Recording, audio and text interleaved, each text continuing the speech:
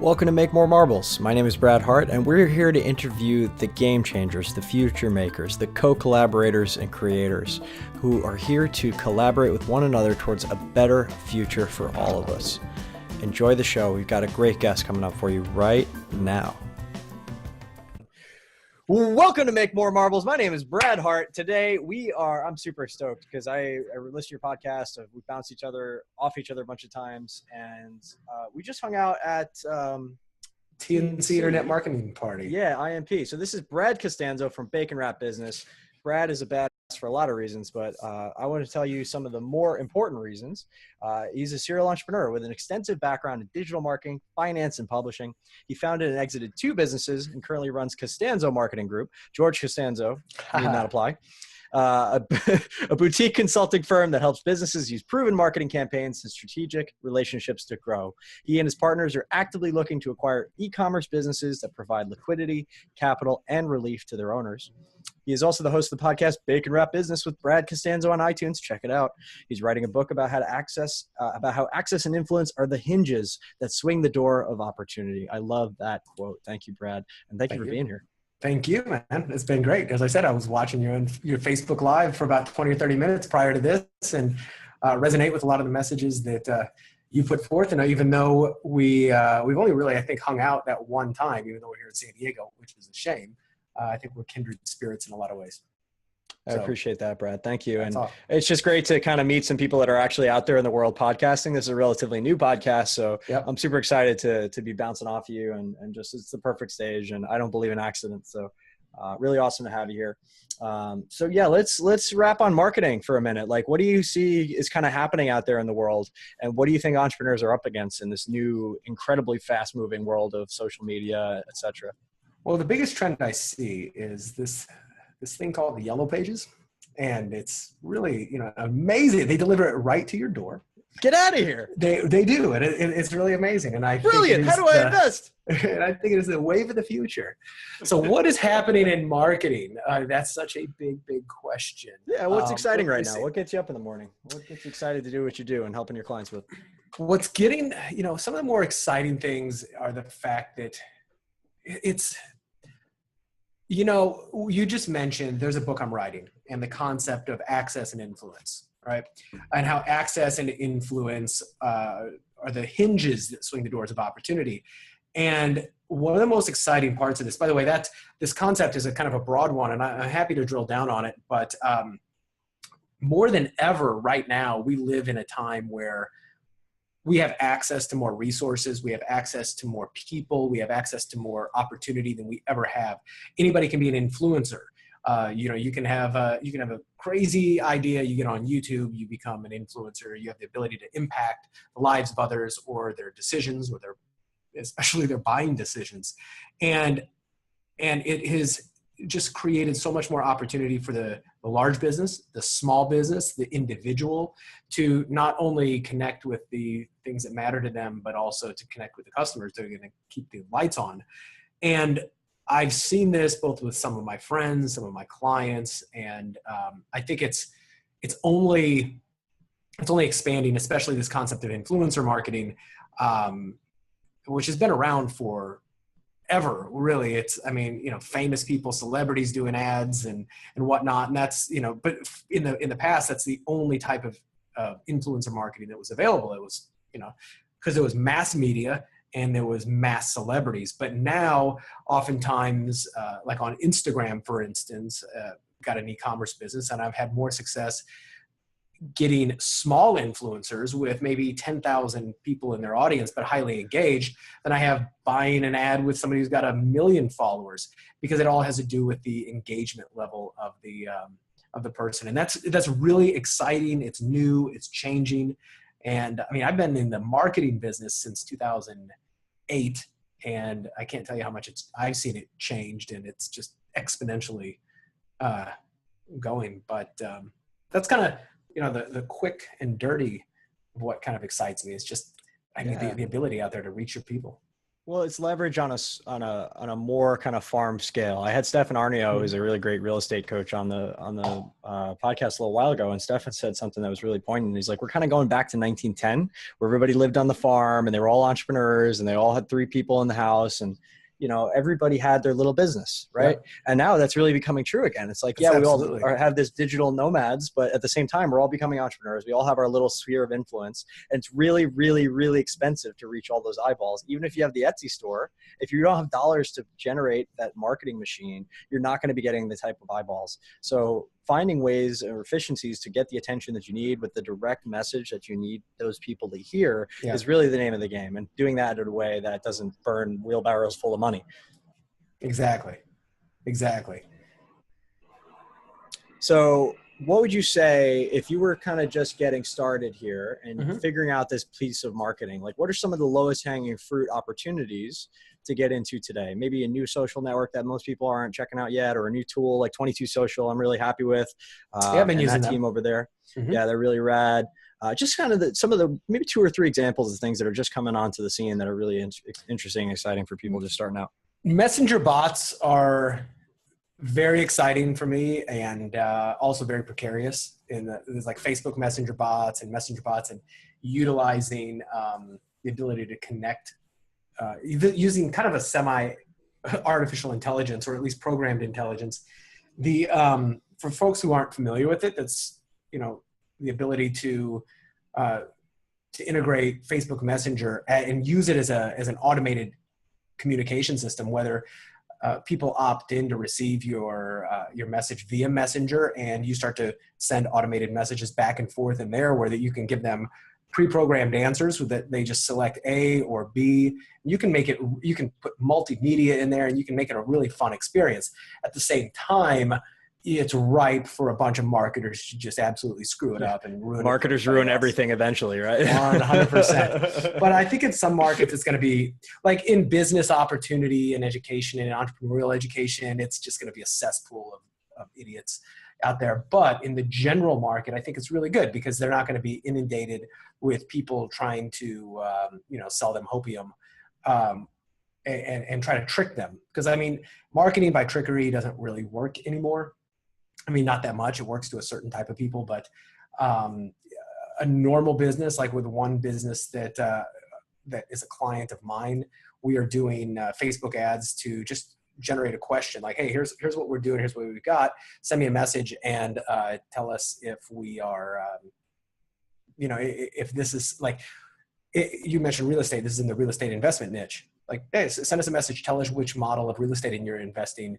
Is it wholesaling, rehabbing, landlord, et cetera? And depending upon what they click the button in the ad, and depending on what they say or what they select, we can send them a different message. It's starting to work really well.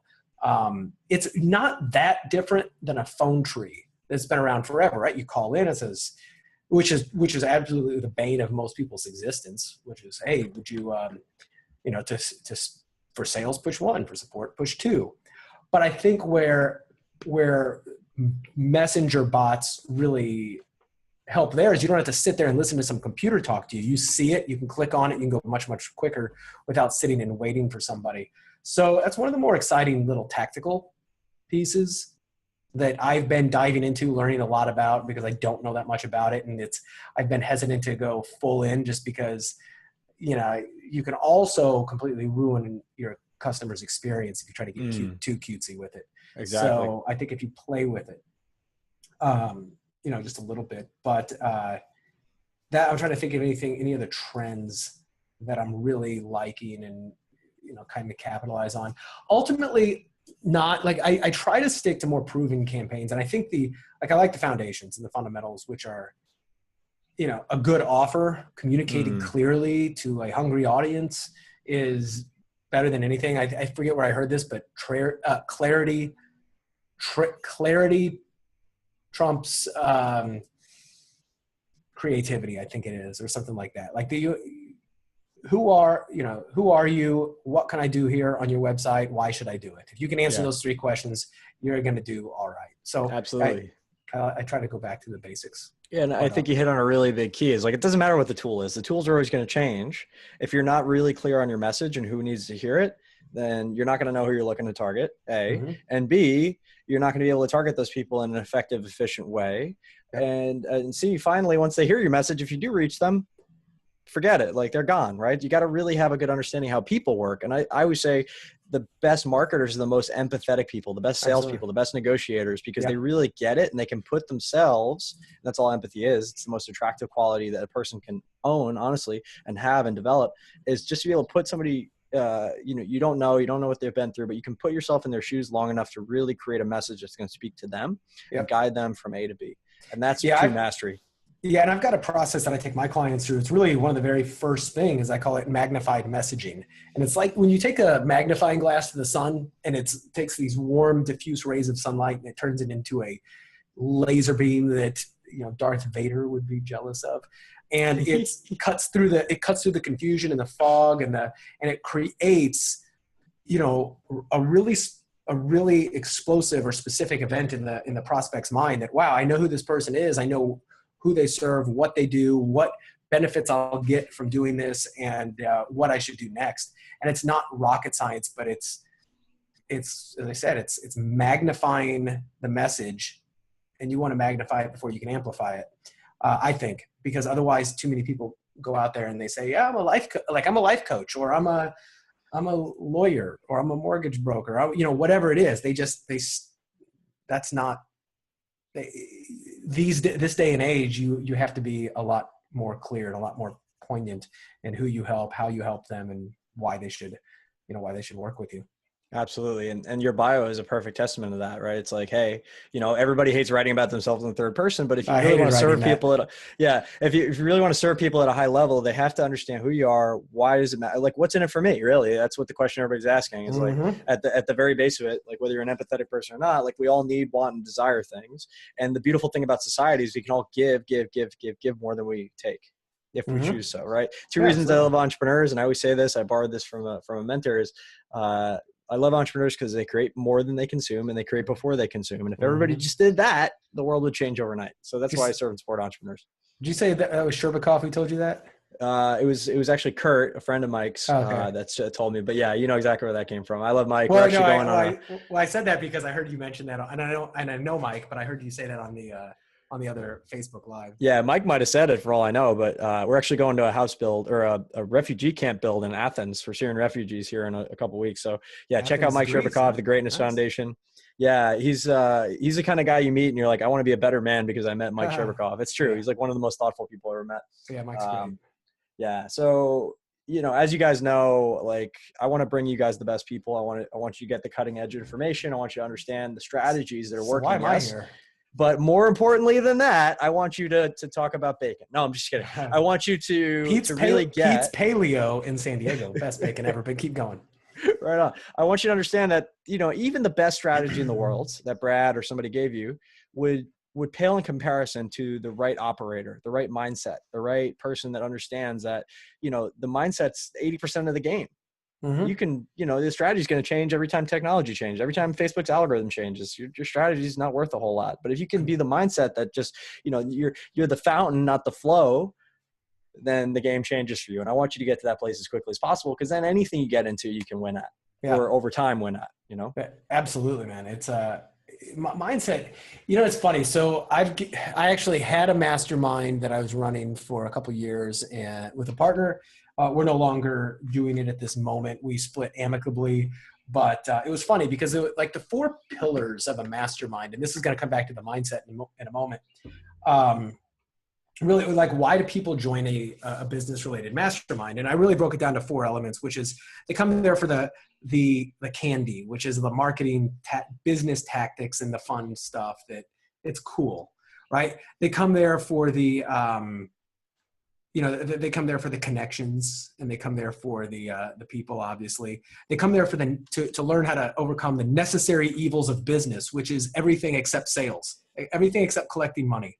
That's we get into business because we want to make money. We want to be successful, right? And then we realize we got to deal with human resources and finance and operations and customer service and all this other crap. It's like, this isn't fun. The fun part is making money, making an impact, and having a good time.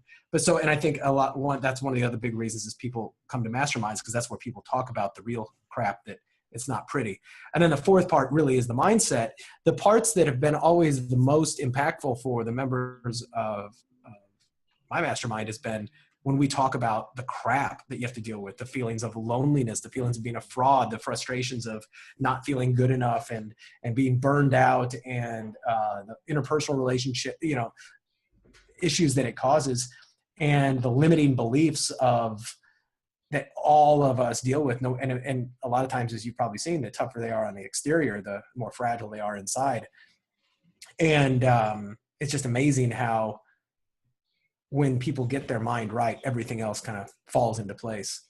And myself included. It's funny. Nobody has it all figured out.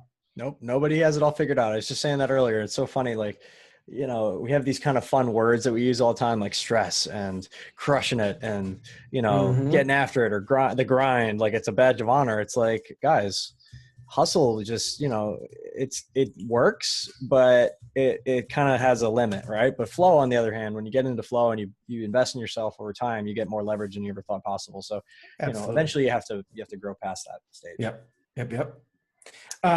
So I've heard you talk a lot about wealth dynamics and whatnot. So what is your profile? Did you say you're a supporter? Supporter. Yeah. Big time. Nice. Yep. How about yourself? Yeah. So I've taken it twice. And the first time I fell, supporter was my primary role. And the second time I took it, I was a deal maker, and they were very similar, but they were very close to each other on the axis. And I imagine a lot of people listening to your podcast by this time, they've, probably heard you talk about wealth dynamics. And if not, go check out a link. I'm sure you'll put a link in the show notes, but it had a big, profound impact on me, because I started to realize that, man, if I'm doing all this other stuff, I'm trying to put a square peg in a round hole. And, but yeah, the supporter deal maker, it's kind of funny. Like I shift back and forth between the two. And a lot of the ways I support people is by making deals for them, with them, et cetera. Right. Like it's connecting the dots. And, ever since I discovered that about myself, like you said, it's like, it becomes much easier to be in the flow. It becomes easier to say no to stuff. So Yes, absolutely. And to know how things are going to go wrong, you almost become like a Jedi with entrepreneurship. And you're definitely more practical than me. You're more of a, a practical timing, like, hey, what's the utility in this right now kind of guy, versus like, I'm a little more of a mushy gushy relationship guy, just a little bit. Like it's a minor detail, but it makes a difference. And absolutely. It's so fun to see those little things play out. And honestly, like I could have made a lot more money in my life, but I did that. We had $1 million month in a hedge fund, and I was more disconnected and beat up and burned out than I'd ever felt in my life. So, you can be successful doing things you're not meant to do. Exactly. I think there's a better way, Yeah. What was it? I forget who said the quote. Oh man, I forget who this was, but it's kind of a famous quote, or at least in my world it is. So it's, you can fail at something you hate. Right? You can do something, you can fail at something you hate. Like if it's a job you hate, you can be the best in the world at it, but you hate it, or you can fail at it. It's like, you can fail at something you hate. Why don't you try to at least succeed at something you love? Because if you fail at something if you fail at trying at something that you love, at least, I forget what the quote was, but it was really Jim Carrey, important. Actually. He was talking about his dad. My dad was an accountant, and he hated it. He wanted to be a comedian. Yeah. So you could fail at something you love, so you might as well take a chance on something. Was it Jim Carrey? Cool. You fail at something that you hate, so you might as well take a chance on something you love. Yeah, so you've heard that. Yeah, it's great. Yeah, and it's really true. The funny part, back to wealth dynamics for a second, it's so where it comes with there's like the circular grid of where you fall. So depending on when I take it, it always is, I've got a good portion in supporter, a decent amount in star, and a decent amount in what is it? Dealmaker, right? And it's funny, like right now in my life, so I'm the host of a podcast. There's the star. I'm working with clients, supporting their visions and their goals for what they want to do. There's my supporter. And I'm currently trying to buy one company. Next week, I'm negotiating to purchase one company and then potentially another one. So there's my deal maker role. And it's kind of funny how the three things that I'm constantly doing are right there in that sweet spot. Yeah, and it's really cool. Like I just did 2 or 3 Facebook Lives today. I've been really going after the wealth dynamics piece and like putting new terminology on it, and just I want to get one in the can for every type. And then eventually I would love if somebody came back and like watched them all and they're like, oh, I'm ready. I'm going to interview you about the supporter. That would be kind of a rad thing. I don't know. I'm manifesting it. I'm intending it. I'll interview you about the supporter thing. Yeah, that would be rad. Thank you. Yeah. If you want to check into it. So yeah, the question doesn't become, can I succeed at entrepreneurship? That answer is definitely yes, provided you're willing to invest in yourself and understand who you are first. Yep. And that's really the journey you're on. It's the wealth creation journey, not the A to B. There's a lot of ways to go from London to Moscow. You can walk, you can ride a bike, you can go through the tunnel and drive, or you can take the private jet. I'd rather have you guys take the private jet to where you want to go. Right. That's all. Oh, exactly. And this kind of feeds into the concept of my book as well. That is being written, and it's actually still like it's taking on a form of its own as I write it. I start to realize new little aspects of this. But so I've always been the type of person over on the right side of the wealth dynamic spectrum, is that whenever I have a question or a problem or challenge, I always think who first. I always try to align myself with people, like an owl. Who? Exactly. Who? I get it. Exactly. So, but then I started to look at all the things that have given me success in the past and trying to find a common thread. And then I started to realize the thread, this thread that given me success is the same thread that has given every single person success, societies and civilization success. And I found that it really hinges on 2 things: access and influence. And when I say access, it's kind of funny. People think I'm just talking about networking, like, oh, access to people, whatever, or influence. Like, can you, do people love you? Are you famous? And it's so much deeper than that. So you think about, what is access? Well, access is, it can be access to people, sure, but it's access to capital, access to education, access to supportive family, friends, colleagues, access to ideas, access to distribution, access to talent, access to anything, right? So if you don't have these things, and you don't have to own them, right? That's the other thing. You either own them or you can get them. You can own them, rent them, access them, borrow them. But if you cannot access them, you can't do crap in this world, right? That's why, people are stuck in poverty. They can't access the supportive people. They don't have access to the right education and knowledge and mindset and people around them. So I started to think this goes really fundamental. Access to natural resources. If you're a country, one of the reasons the US is so strong, we have access to super abundant natural resources. Now, the other side of it is influence. So influence is just simply the ability to cause somebody else to act. When you think about it, like to act or to believe something or take an action because of you. Tribal chiefs, they had the most influence because maybe people were scared of them, that they beat them up. So they got to be the chieftain. In politics right now, the person who can, who has the most power, who has the most access, one feeds the other. The more access you get, the more influence you have, because people want the access to what you've got. So they'll do what you say. Now, interestingly, right now, and we touched on this in the very beginning, that the entire economy is switching from an ownership-based economy to a sharing and access-based economy. You don't need a car if you can access one on Uber, right? You get that. At the same time, there's this ubiquity of accessing information with the internet. With my friend Dan Martell, I don't know if you know Dan, he launched clarity.fm before he sold it, which I thought was brilliant several years ago, like expert business advice on demand. And you could just go out there, put yourself in. If you're willing to pay by the minute, you can get great people, pick their brains for a few minutes, access to information. And at the same time, that also made me think of one of my favorite quotes from Jay Abraham, marketing guru, author, et cetera, who said, if you take away all of my business acumen and marketing insights and strategies except one, I'd want to be left with the knowledge of how to get the rights to anything and decide how to use it later. Right? How can I get access? So that could be, I need distribution for my product. Well, how can I find people who've got that access, and how can I strike a deal? Here's the deal maker in me. How can I strike a deal to get them to promote my stuff that's mutually beneficial? Well, I can pay for it. I can do a mutually beneficial relationship, et cetera. But now that's one thing. But now if I know where the access is, that's one thing. But I can't walk through that door unless I've got influence. So how can I make them want to work with me? How can I influence them to want to work with me? And that can be anything from personal rapport to paying them money.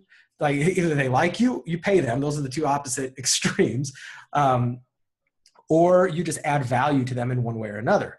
And interestingly, like people always ask me, how do you monetize your podcast, Brad? So like, I don't accept sponsorships and I don't, I don't make direct money from that, but the return on podcasting for me has been access to influence, right? I've gotten access to people who are really influential, and I've gotten them because I started out with a little bit of access to influence, which allowed me to influence other people with access, and it just grew and grew and grew. And now I've got some relationships with some amazing clients, friends, partners, simply because I was able to leverage those two hinges, right? The small doors that swing big, small hinges swing big doors. Those are access and influence. And it was just kind of a cool epiphany that I had. And it's very empowering. It was for me, and hopefully it is for like your listeners, that there's so much more opportunity out there if you just stop and ask yourself, like, if I want to get to point B and I'm at point A, what do I need? What do I need in order for that to happen? And then you don't have to think, what do I have to own? Well, what can I access? If I don't own it, where can I access it? And okay, now I've identified where. Now, how can I influence that person to want to work with me? And that concept has served me really well in my career. And that little epiphany caused me to. I was talking with a friend of mine. He said, you should write a book about that. So that's where that kind of came from, and it's been a fun, empowering.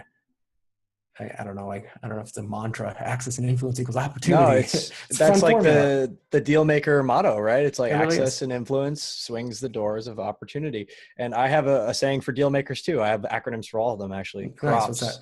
Connect resources, opportunities, people, and systems together. Yeah.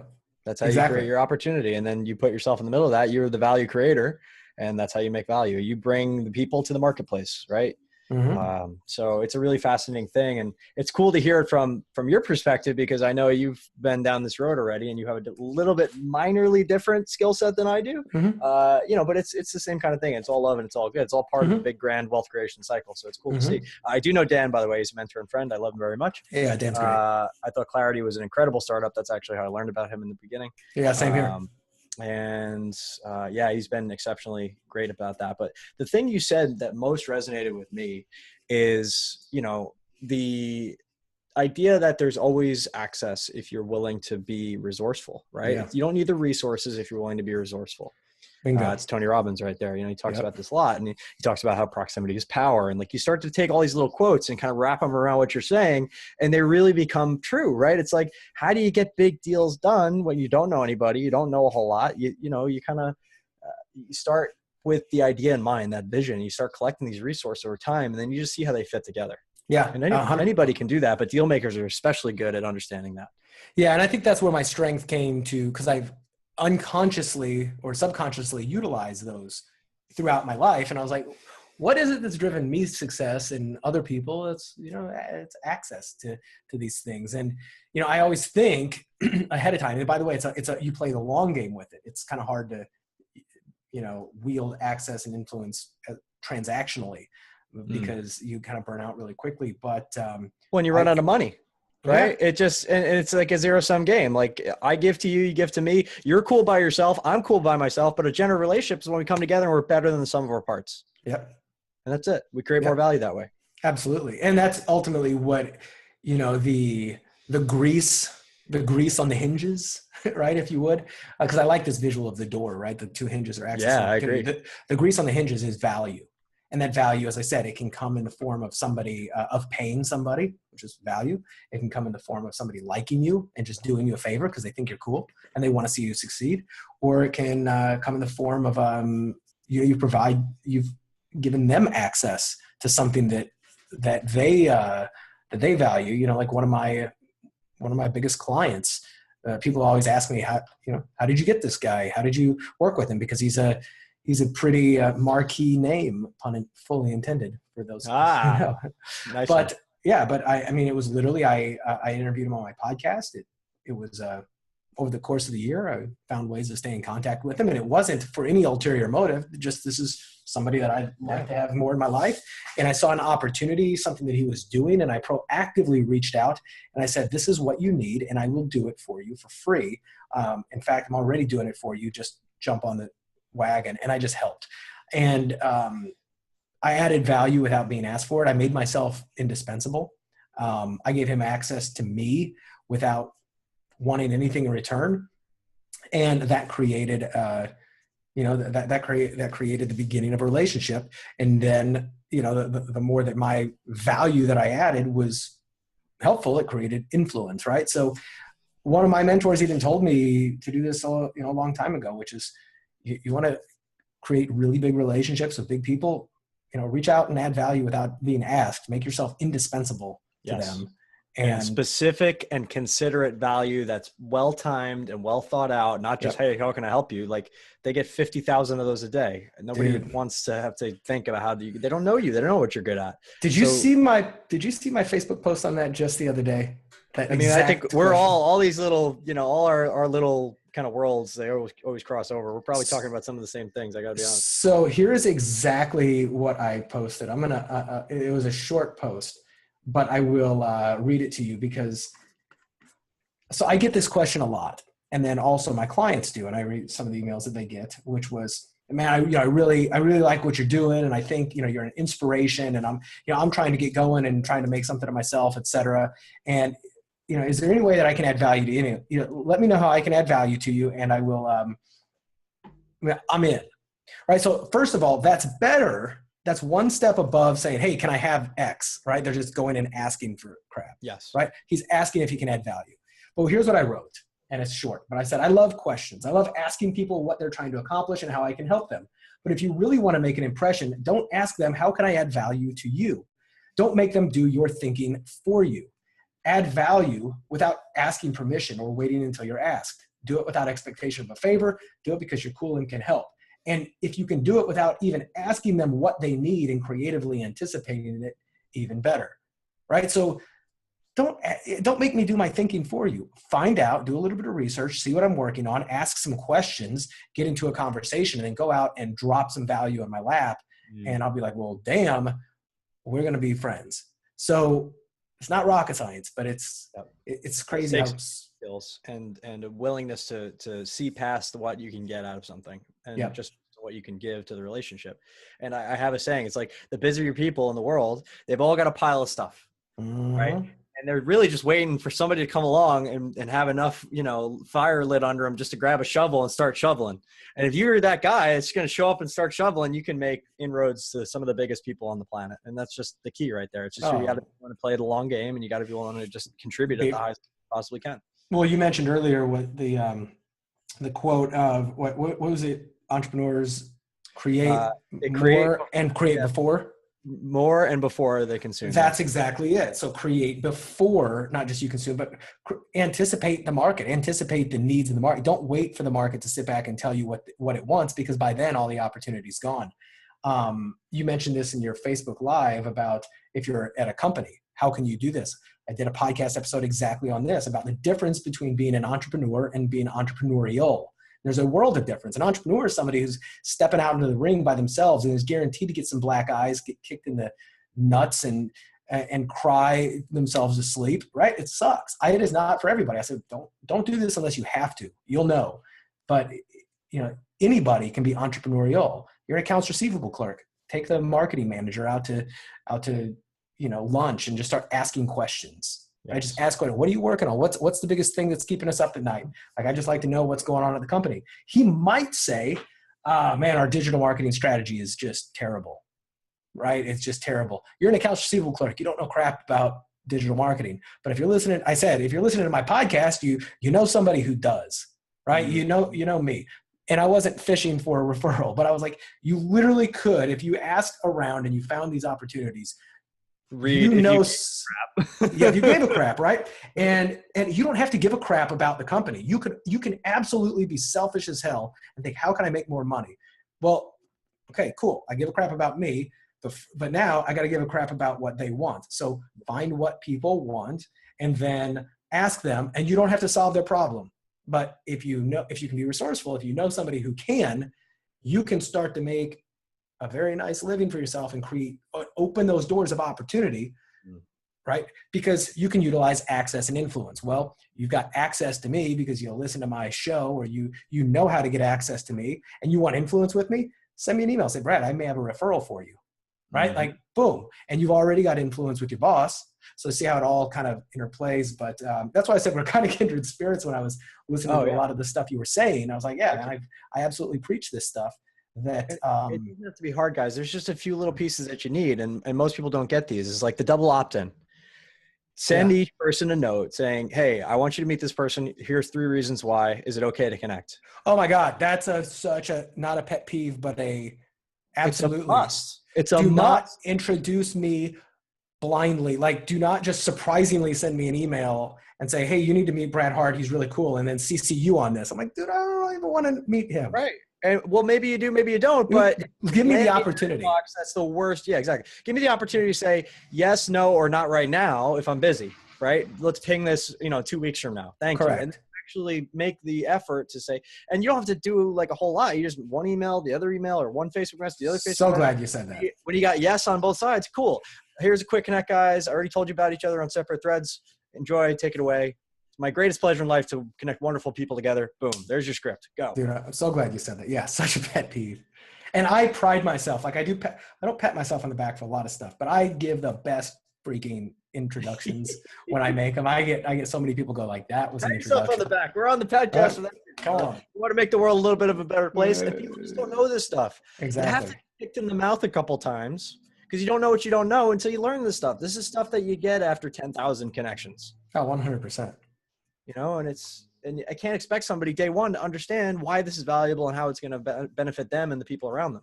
Mm-hmm. Got to go through their own journey, and that's going to take time. So if I can help you with one little piece, then go for it. Yep. One of the since I was bringing up other topics that I talked about, these are hot button issues, and this is kind of a mindset thing too. I just recorded a topic, an episode that was inspired by an article I read, and I posted this on my Facebook, which was, you know who Ryan Holiday is? Sure do. Yeah, so, I wrote for Ryan. I accidentally hit mute. That's it. You say you know who Ryan? Yeah, I like Ryan. Yeah, cool. So he wrote multiple books, but so there was so this article was really poignant, but it's also from a meta perspective, a brilliant marketing tactic. So the name of the article is I Don't Have Faith in Myself. I have evidence, right? And in essence, his thing is don't believe in yourself. That's what he's saying now. So first of all, from the meta marketing perspective, this is what we call like counter conventional wisdom. And if you can do that, you can actually get somebody's attention in the marketplace. If you say goals are bad, goals will cause you to fail. Or if you can say, back in the movie Wall Street, greed is good, Gordon Gekko, right? And when he came, people go, huh? Like if you can make people do a double take because you're going against traditional wisdom, you can, kind of grab them by the earballs. So what his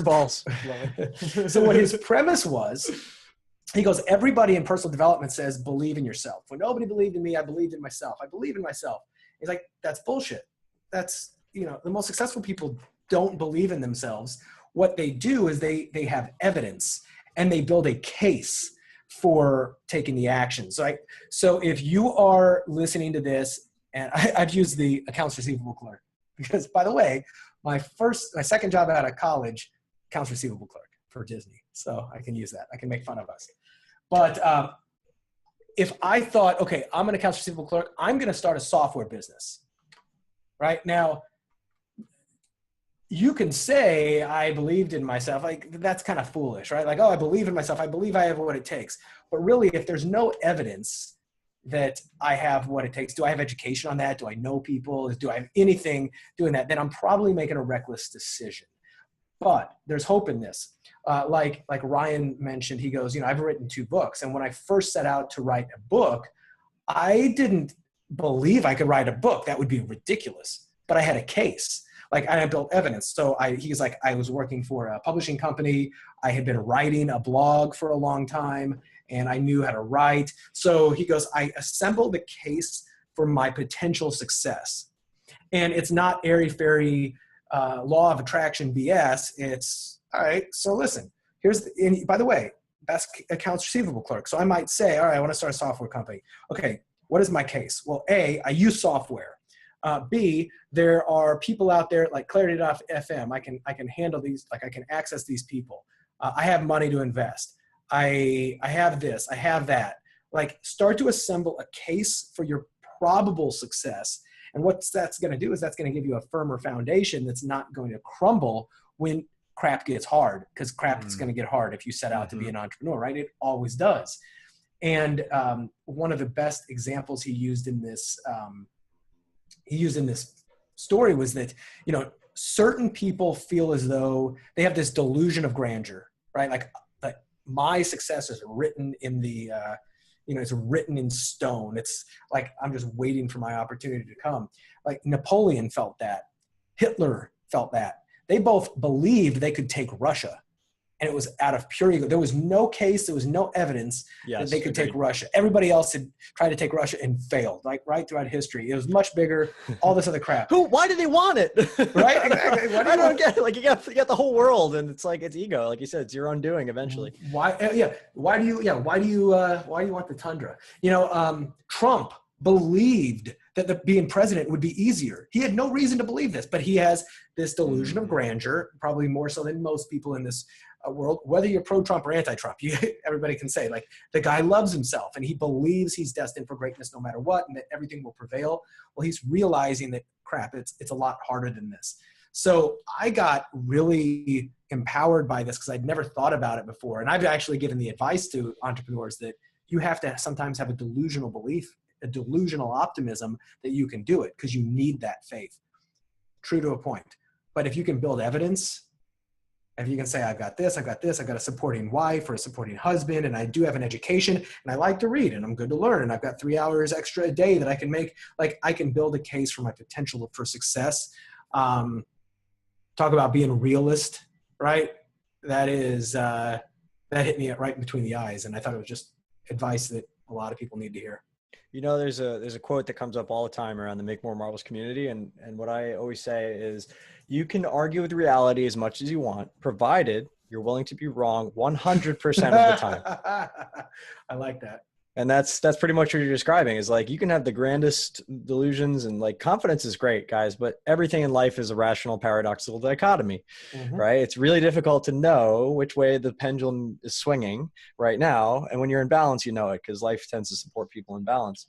But yeah, you've made some really great points, Brad. And I really love hearing it from you, because you've been around, man. You've seen this, how it goes. You have that really cool, like collected viewpoint, which is hard to find. It's a more practical viewpoint than even I have sometimes. And I can kind of go there and I can bring that in, but even I feel delusional sometimes in what I can create, because I have to. Oh, so do I. I'm trying to change the damn world. Like, you got to be a little delusional. The day until you change the world, it's a crazy freaking idea. Yep. Right? Ask Peter Diamandis. Like, the askbrad was like, years of doing this. And he pulled it off. And by the way, I am absolutely not guilty of, but like, I proudly proclaim I have delusions of grandeur. I have delusions of, like, I'm delusionally optimistic on stuff, which has really helped me, but sometimes it's gotten me into, it's gotten me over my head, and that happens to all of us. But so you need that to fuel yourself. But here's the thing, that's not the plan. That's not a good thing for your profession. So you can use that as a tool to help you persevere when times get rough. But don't go into battle wearing a leotard, Take some armor. Take some armor with you. And that armor is evidence that you can. Unless it's like one of those, floaty tubs, one of those kiddie pools that are filled with whatever, well, that might be an okay battle to get in part of. That's a little wrestling match. That's a completely different story. But I sometimes like delusionally optimistic entrepreneurs, because sometimes they start a business, they get it going, and they realize it's a lot harder than they thought. And then there might be an opportunity for me to come in and purchase this business and run with it, because I believe I'm done with startups. I think startup is a 4-letter word in my world, because I would much rather come in and purchase something that I can add value to, that's already got legs, right? Foundation's built. Yeah, F-ups versus startups. You know, you look at it like this: the stat is something like 95% of businesses fail in the first 5 years. You know, it's insane. So why do we all want to build a business from the ground floor? Why don't we go find companies that have been around for 5 years and see if we can work out a way to creatively purchase them? And I had that epiphany. Another friend of mine was telling me, he goes, you know, when we want a transportation, we go buy a car. When we want a house, we go buy a house. You want clothes on your back, you don't go buy yarn and knit your own clothes. You go buy a shirt and a pair of jeans. Yes. Why is it we feel as though we have to build our own cash flow, our own source of income from the ground floor? Why do we think we have to do that? By the way, almost everything I told you that we buy, we finance this crap. We finance a car, we finance a house, we buy our clothes with credit cards. And, you know, you can finance the purchase of a business very easily, creatively, without ever using banks. And it's something that I am working on doing right now for the first time. I am far from an expert, but this is one of those areas that I'm leaping out of my comfort zone and utilizing access, influence, and all the other knowledge that I've got to start to purchase some companies. And God willing, next month, I'll, you know. And it makes so much sense as a deal maker. It just does, right? Well, it's just, that's a more deal your maker flow, to me, right? Right? Because the creators are going to create. And creators are going to feel totally different. You know, and they're going to come up with the new ideas to change the world, but that's not your flow. So that's why it doesn't work for you. But you can take over from those people and crush it. You can connect that value to the marketplace. Although I think it, you know, for the lords, the accumulators, the mechanics, the even sports, more mature industries for sure. Definitely right. Well, we all just realize, like, so creators and stars do have the artist in them. Right. And that's, and entrepreneurs do, I do as well. I like to see my own, like I had another company that I built up and I was so proud of what I did and the branding of it. And I was like, oh, this is a crappy business model. What did I do? You know, the artist in me trumped the entrepreneur, and, you know, I had to take my lumps, but it's I don't know, it's an interesting concept, especially if you know you have value to give. There's a lot of things out there. It's almost like dogs, right? Like now I didn't get my dog from the pound, but there's a lot of unwanted dogs out there. There's a lot of dogs in the pound that are perfectly good dogs. They just need some love and they become the best mutts in the world. I look at it with businesses like that. There's entrepreneurs who started businesses and got over their head or just burned out and tired, and they haven't added they don't know how to add more value, and their brains just aren't working on it. So a good example is what I'm looking at. They've doing about $4 million top line, and they've never done any digital marketing. They've just done all print ads, and it's perfect for digital marketing. But he's just like, I can learn this crap myself. I don't want to. I could hire somebody, pay them a couple $100,000 a year to come in and run it. I don't really want to. I'm either happy where I'm at or I'll sell it. And I was like, well, I see a lot of low-hanging fruit. There you go. Let's do this thing. So who are the best deal makers you've ever seen? I mean, you know, you talk about the Trumps of the world, but like, who are the other ones that are just blowing you away? And what mentors have you had that were also really great deal makers? Roland Frazier is my, is the one that, so he's one of the partners in Digital Marketer. He's a mentor and a friend of mine. And I just learned everything. Like he's the guy I want to be when I grow up in a lot of ways. I love it. I'm trying to think who are some other deal makers that really blow your socks off. Wayne Huizenga is amazing deal maker. Some of the, he's the one who started Blockbuster and Waste Management and a bunch of other stuff. And I've got his book here, and it's an amazing book about just some of the crazy stories he did of roll-ups and investment banking. Not investment banking. What's it called? What is it called? Wayne Huizenga. What's the name of the book? I'm sending this to my deal makers in my network as soon as we're done here. Like, I'm hacking this for you guys right now. I'm learning all I can. It's called The Making of a Blockbuster.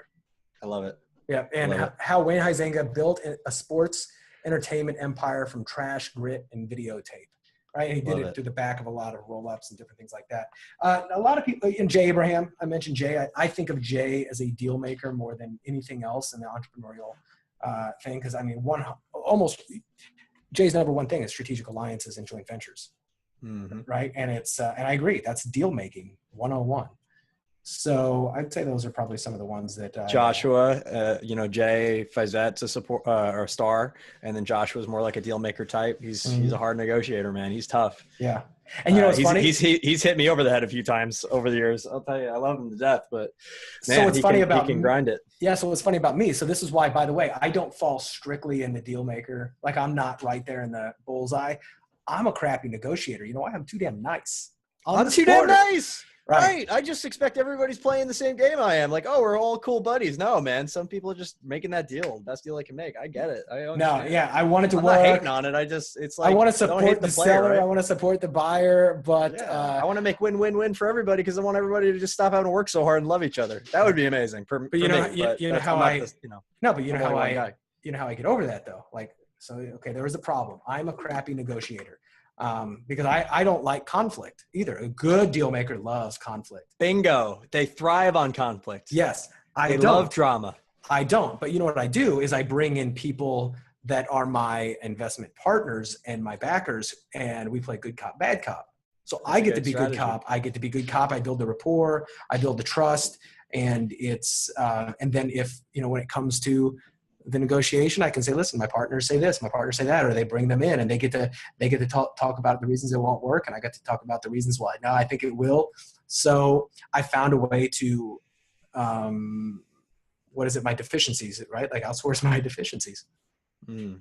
And it's great too, because like, this is how people can begin to add value to each other. So just use like the traditional superstar agent would be a deal maker, right? Mm-hmm. So like Tony Robbins with an agent, or like Beyonce with their agent, like you would be in that role, or Josh and Jay, like that's a great example. And then they just need like a Lord type, like a Rob, to balance them out, Yep. And that really is a powerful trifecta combination, and you could build from there, right? Because you got all those 4 quadrants covered. And I just want to reiterate it for the guys listening at home. Like, I love all these people to death. It's just, they're different people. They have different things that they value, and they have different things that they do that they're great at, that are all necessary to this whole wealth creation cycle. That's the only point I'm trying to make. Mm-hmm. Yep. So I love it. Awesome, man. Well, since it's the Make More Marbles podcast, Brad, and you've been so gracious with your time, I always kind of spring this on people when they come on the show. We're all about helping people to, connect resources, opportunities, people, and systems together, as I mentioned, like a true deal maker should. But we also want to seek in every encounter to diagnose, create space for, serve, support, and solve. So what's your biggest pain point right now, or the biggest opportunity that you want just foisted on your lap, or what connection, what resources, what opportunity for anybody listening to reach out to you with right now? If you could ask for anything, if we could wave a magic wand, what would that be?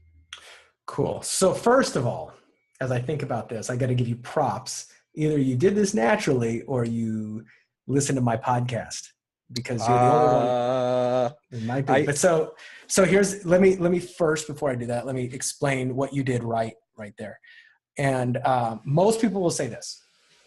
So Brad, how can I support you? Right? How can I add value to you? We just talked about this, right? And that's such an open-ended question. And I'm like, oh shit, I don't know. That's like, I don't know, make my, do my laundry, right? But you asked me very specific questions, and you went into detail, and you gave me little, I think of them as like thought handles. Like every once in a while, I can grab onto that, right? So on my podcast, I do, my last question is I call it the Nutcracker. And I go, here is where we flip the script on you, and you've been so grateful helping us out. Here's where myself and my listeners get to help you. What's a nut you're trying to crack? What I mean by that is, what's a resource you're trying to get, a person you're trying to meet, somebody you're trying to hire, a skill you're trying to learn, money you're trying to raise, right? Like I'm feeding them cues. So you're the only other person who did it exactly like I do. And I'm always like patting myself on the back, proud of that, because I've gotten some gold out of that at times. So good on you. Good on you, sir. A fisherman sees another fisherman from afar. Yes, I recognize that. So things I am working on right now is I am looking for potential resources, people who are good operators, especially with marketing knowledge. People, especially if it's e-commerce, I may be buying this e-commerce business. I will not be running it. I've run an e-commerce business before. I'm not a good operator. I'm looking for people who are very skilled operationally at the e-commerce business. I am looking for people who are who do have access to other, whether they own a business or know people who do, who where this business is, and it really doesn't matter what size, ideally $500,000 and up, but where the owner might be a little bit burned out, at a loss for resources, at a loss for words, for what can I just don't know what to do. I'm kind of at wit's end, because I can potentially step in as a consultant. I can potentially buy the business and bring cash to it. I can, and liquidity for the owner and relief. But I'm always looking for people, and more than the type of business, I'm looking for the situation, right? If the owner's in that situation, I am looking for, I'm always on the lookout for a good project manager. Right? Someone who's really good at the tactical project management, who can, work with me close, keep me on track, keep them on, keep the whole thing on track. What else am I looking for more specifically? Oh, so one of my clients, Jesse Itzler, who I kind of mentioned here, I didn't mention his name. I am helping him find very marquee level speaking gigs, right? So, for those of you who don't know who Jesse Itzler is, you can simply go to, his website, or go to wedohardstuff.com. But he's he's part owner of the Atlanta Hawks. He started Marquee Jets, Seagull Coconut Water. He's married to the founder of Spanx, and he's in one of the most. She's wonderful, by the way. Sarah's awesome. I just got to spend some time with her in Atlanta not too long ago with the Mavericks. Yeah, exactly. She's amazing, and I'm actually helping both of them with like some big marquee speaking gigs, and they're both amazing speakers. So if you or any people have big stages, have big stages. Yeah, no, I got this is going to be rad. So Phil Randazzo over at American Dream University. I want to say I know of Phil, but I don't know him personally. Yeah. So that would be a perfect one for Jesse, because it's all about veterans. It's all about giving back. It's all about how do we connect veterans who are leaders in wartime to now peacetime, and how do we support those people in their transition. So that would be great, and I'd be happy to make that recommendation to you for Jesse. Absolutely. Yep, that's fantastic. Yeah. Because he said, he's like, listen, he loves speaking, and he's magnifying his message, and he wants to do it a little bit more. And he's amazing. And he says, I want to do more speaking. And then he says that until he's getting like booked 3 or 4 times a month. Yeah. And you're like, whoa, whoa, hold on. But let me think if there's anything else right off the top of my head that I'm looking for that I don't actually have. I think that's some of the primary stuff. So I just want to point out 2 things. Asking it is given. Mm-hmm. And specific considerate value, right? I could have said, oh, I got some guy and, whatever. And I think I could maybe no, I just talked to Phil today, and I think it would be perfect for Jesse. Like if he wants to do it, it's but we can float it to Jesse. He might say yes. And then I'll float it, we'll float it back to Phil, and we'll make it work. If it works, great. Cool. And there's so much value to be added there. And a lot of people, have been on their stage a lot of times. Charlie Hone, who used to work for Tim Ferriss, good friend of mine, Ryan Holiday, they're all supporting this cause. I think it'd be really cool to have Jesse on board if he's into it. And I have no dog in that fight. So that's how you do it, guys, is what I'm saying. Yeah, exactly. And as I said, like you said, specific questions, think of thought handles. Like that's my visual. Like, how can I give you something to grasp, and stop asking people, how can I support you? Right. I don't know. There you go. Specific considered value. Okay, I'm going to leave on that note because you're awesome. I really appreciate you, Brad. How can people get in touch with you if they have one of those things, and what should they check out next? So the best thing they can do is email me at askbrad@baconwrappedbusiness.com. And it's you can also listen to the podcast at baconwrappedbusiness.com, or you can find it on iTunes. I've got, costanzomarketing.com, et cetera. That's more of a brochure page. But askbrad@baconwrappedbusiness.com, and feel free to reach out, tell me what you thought, ask me questions, make some introductions, crack my nuts. And right. What are you gonna do? Crack my nuts. But I love it. That's about it. But man, this has been a lot of fun. Thank you, Brad. Thank you so much for being on the show. We really appreciate you. From all of us here at Make More Marbles, we're super grateful for your time and attention and energy. And let's go out there and do some cool stuff. Let's make it happen. Right on, brother. All right. Thanks so much for listening to the Make More Marbles podcast. For more tips, hacks, and strategies to create an amazing, abundant life in your health, wealth, and relationships, whatever that means to you, head on over to makemoremarbles.com. Check out our cool explainer video about what we're about, and join our community of entrepreneurial game changers. We want to help you level up your life in every possible way. And don't forget to subscribe to us on iTunes, Stitcher, or Google Play, wherever you're listening to your podcasts, and please do leave a review. Thank you so much, and we'll see you on the next podcast.